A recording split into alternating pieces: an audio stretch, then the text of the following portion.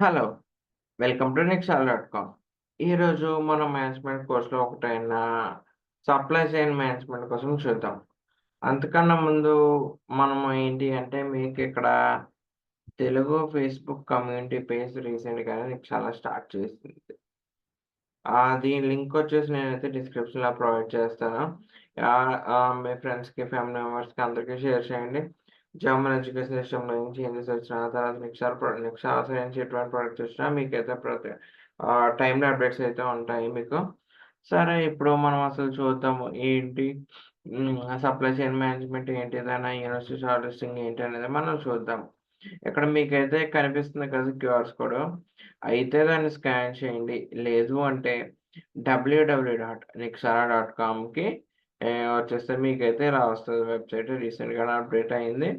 With various products and features. So, మీరైతే తప్పకుండా ఒకసారైతే మొత్తం అంతా చూడండి.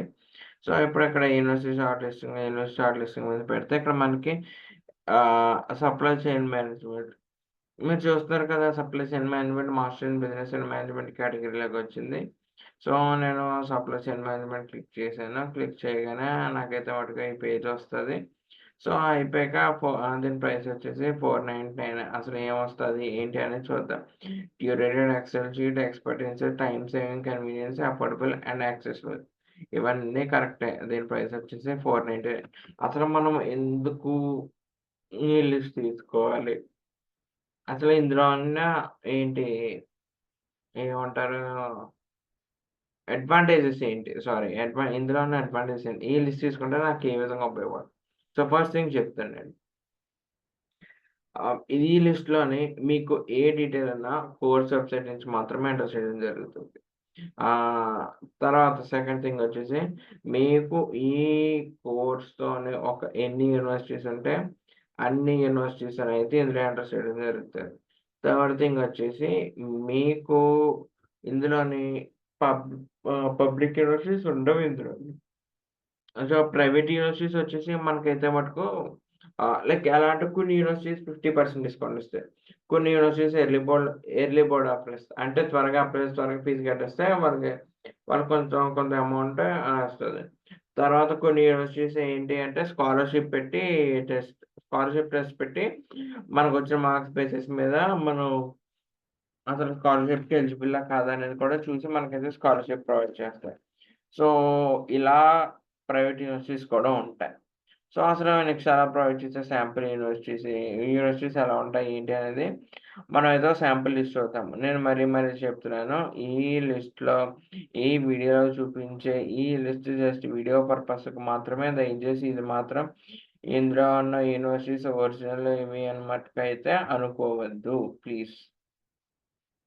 సో, మనం చూద్దాం అసలా మేము పెట్టిన పారామీటర్స్ ఏంటి, కేటగరీస్ ఏంటి అనేది మనం చూద్దాం. ఫస్ట్ వచ్చేసి యూనివర్సిటీ నేమ్ ఉంటది. తర్వాత యూనివర్సిటీ లొకేషన్ ఉంటది. తర్వాత కోర్స్ ఉంటది. తర్వాత number of intake intake, application start date, application deadline, fees ఉంటది. తర్వాత semester contribution at the same time IELTS, TOEFL, German language, GRE, GATE, work experience తర్వాత అప్లికేషన్ వెబ్‌సైట్ లింక్. ఇక్కడ మీరు చూస్తున్నారు కదా! Documents required. ఈ డాక్యుమెంట్స్ రిక్వైర్డ్‌లో ఏముంటదంటే, మీరు ఒక యూనివర్సిటీకి అప్లై చేసేటప్పుడు మీరు కొన్ని అమౌంట్ ఆఫ్ డాక్యుమెంట్స్ అప్‌లోడ్ చేయాలి. ఆ డాక్యుమెంట్స్ అన్నీ మేమిక్కడ ఎంటర్ చేస్తాం. మీరైతే ఇంక జస్ట్ యూనివర్సిటీ వెబ్‌సైట్‌కెళ్ళక్కర్లేదు, ఏమీ అక్కర్లేదు. మీరు జస్ట్ వెళ్ళేది జస్ట్ అప్లికేషన్ ప్రాసెస్ చేయడానికి మాత్రమే. ఇక్కడ గాని నేను మీకు ఫస్ట్ చెప్పాను ఇక్కడ కనిపించే ప్రతి డీటెయిల్ యూనివర్సిటీ వెబ్‌సైట్‌తోనో, కోర్స్ వెబ్‌సైట్‌తోనో క్రాస్ వెరిఫై చేసి ఇక్కడ ఎంటర్ చేసినవి మాత్రమే. తర్వాత బ్యాచిలర్స్ క్రెడిట్ పాయింట్స్ అసలు ఏమన్నా అడుగుతారా? అడగరా? అనేది కూడా దాన్ని బట్టి మేము చూసైతే మేమైతే ఇక్కడ మెన్షన్ చేస్తాం. నెక్స్ట్ వచ్చేసి జర్మన్ జీపీఏ. బేసిక్‌గా మనం ఇది అప్లై చేసేది ప్రైవేట్ యూనివర్సిటీస్ కాబట్టి జర్మన్ జీపీఏ అంతగా అడగకపోవచ్చు. ఒకవేళ అయితే మాత్రం ఇక్కడైతే మెన్షన్ చేస్తాం. తర్వాత APS required. APS at the time of application కావాలనేదో లేదో కూడా మనమైతే చూసుకోవచ్చు. సో, ఇలా దీంతో పాటు మేమైతే ఫిల్టర్స్ కూడా ప్రొవైడ్ చేసాం. అసలు ఏపీఎస్ సర్టిఫికేట్‌కి ఏంటి అంటే, సో, ఇప్పుడు నా దగ్గర ఏపీఎస్ సర్టిఫికేట్ లేదు. ఓన్లీ నాట్ రిక్వైర్డ్ పెట్టుకొని రిక్వైర్డ్ తీసేసాను. సో, ఇలా నాకంటూ కొన్ని సెట్ ఆఫ్ యూనివర్సిటీస్ వస్తాయి. దీనికంటూ మీకంటూ ఒక ఐడియా వస్తది. లైక్ మీరసలు ఎన్ని యూనివర్సిటీస్‌కి ఎలిజిబుల్ ఏంటి అనేది. నాకు 3 సెమిస్టర్స్ ఉన్న యూనివర్సిటీసే కావాలి. 4 సెమిస్టర్స్ వద్దు. సో, ఓన్లీ 3 బ్లాంక్స్ ఉంచాను. 4 తీసేసాను. సో, అయితే నేనేదో ఓకే క్లిక్ చేశాను. మీరైతే నా దగ్గర ఏపీఐ సర్టిఫికేట్ లేకుండా 3 సెమిస్టర్స్ ఉన్న యూనివర్సిటీస్ మాత్రమే వచ్చాయి.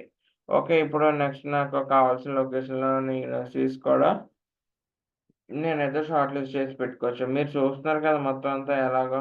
సో, మొత్తం అంతా మీరు జస్ట్ ఈ ఫిల్టర్స్ యూజ్ చేసి మీ ప్రొఫైల్‌కి తగ్గట్టు షార్ట్ లిస్ట్ చేసుకోవాలి.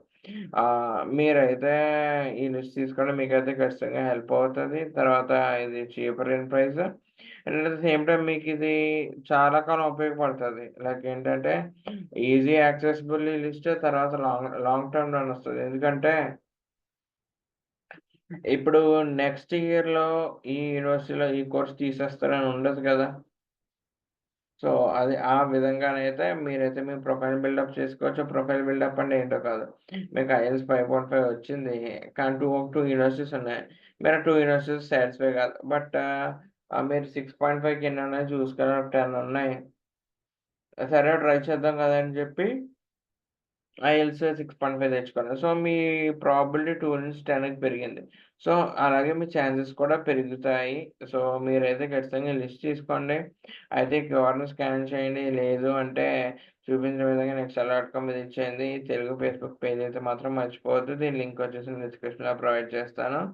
సో, మీకు ఇంకేమైనా డౌట్స్ ఉంటే ND@nextella.comకి మెయిల్ చేస్తే మా టీమ్ అయితే 2-3 వర్కింగ్ డేస్‌లో మీకైతే తిరిగి మెయిల్ చేస్తారు. So, that's all for today's video. Thank you.